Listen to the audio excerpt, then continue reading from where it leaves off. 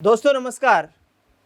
उत्तर प्रदेश से कोई राजनीतिक या सामाजिक मुद्दा उठे, उस मुद्दे की देश भर में चर्चा हो और उस मुद्दे को लेकर ओम प्रकाश राजभर सुर्खियों में ना आए, ऐसा हो नहीं सकता है। दरअसल देश में इन दिनों एक बड़ी चर्चा का विषय बना हुआ है, एक विशेष मुद्दा है।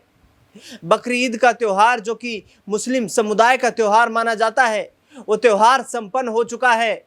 कुछ जगहों पर विवाद भी देखने को मिला, कुछ उस त्योहार को लेकर के ऐसी घटनाएं भी घटित हुई जो बेहद निंदनीय है, लेकिन मुद्दा शांत होता नजर नहीं आ रहा है। दरअसल बकरीद के त्योहार से पहले मुस्लिम समुदाय के कुछ मौलानाओं ने एक बयान जारी किया था और उसके बाद देश भर के अलग अलग हिस्सों से मौलानाओं ने कहा कि हाँ, गाय को भारत का राष्ट्रीय पशु घोषित कर दिया जाना चाहिए, क्योंकि इससे देश की एक बड़ी आबादी की भावनाएं जुड़ी हुई हैं। अब इस मुद्दे को लेकर के राजनीति किस तरीके से चरम सीमा पर है, वो विस्तार से आपको बताता हूं। मौलानाओं ने जो बयान दिए, इसके बाद बीजेपी के नेताओं की तरफ से अलग अलग प्रतिक्रियाएं सामने आने लगी।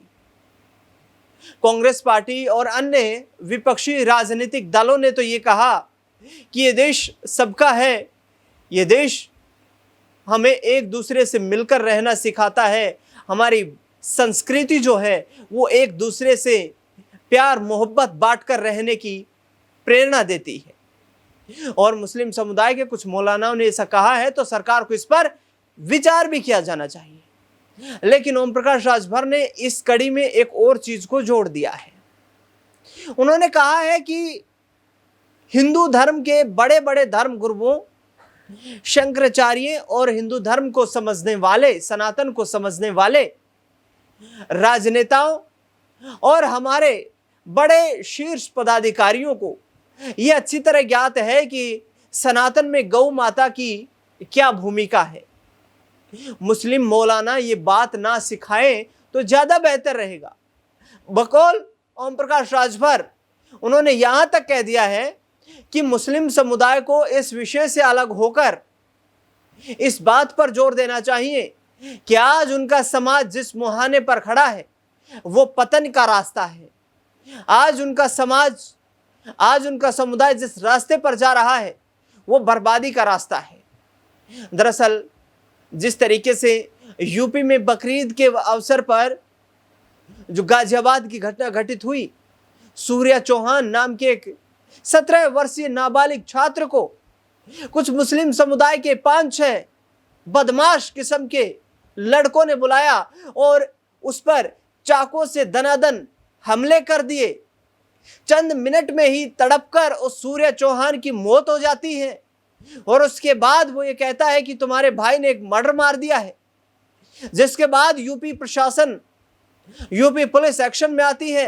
एक क्रॉस फायरिंग मुठभेड़ में, एनकाउंटर में वो आरोपी असद घायल हो जाता है, उपचार के दौरान उसकी मौत हो जाती है। योगी आदित्यनाथ खुले मन से कहते हुए नजर आए कि अपनी नालायक औलादों को समझा लीजिए, वरना फिर मेरी गोली से बच नहीं पाएंगे। दरअसल ओम प्रकाश राजभर इसी में आगे जोड़ते हैं। उन्होंने कहा है कि पूर्ववर्ती सरकारें जो रही हैं, कांग्रेस पार्टी के शासनकाल, समाजवादी पार्टी के शासनकाल और उन विपक्षी दलों के शासनकाल पर निशाना साधा ओम प्रकाश राजभर ने। उन्होंने कहा कि कुछ सरकारें जो पूर्ववर्ती रही हैं, उन्होंने मुस्लिम वोट बैंक का इस्तेमाल किया है। मुसलमान बीजेपी से नफरत करता है, लेकिन प्रधानमंत्री नरेंद्र मोदी, उत्तर प्रदेश के मुख्यमंत्री योगी आदित्यनाथ, देश के केंद्रीय गृह मंत्री अमित शाह सबको साथ लेकर चलने की बात करते हैं। आज मुस्लिम समुदाय को बीजेपी के साथ चलने के लिए आगे बढ़ना चाहिए। भारतीय जनता पार्टी के शासनकाल में देश प्रगति के पथ पर आगे बढ़ रहा है, विकास के रास्ते पर आगे चल रहा है और ऐसे में मुस्लिम समुदाय को अपनी अहम भूमिका बीजेपी के शासनकाल में प्रधानमंत्री नरेंद्र मोदी के संकल्प और मिशन के साथ मिलकर, योगी आदित्यनाथ के राजनीतिक सोच के साथ मिलकर आगे बढ़ानी चाहिए और ये नफरत की जो भावना है इसको पीछे धकेलना चाहिए।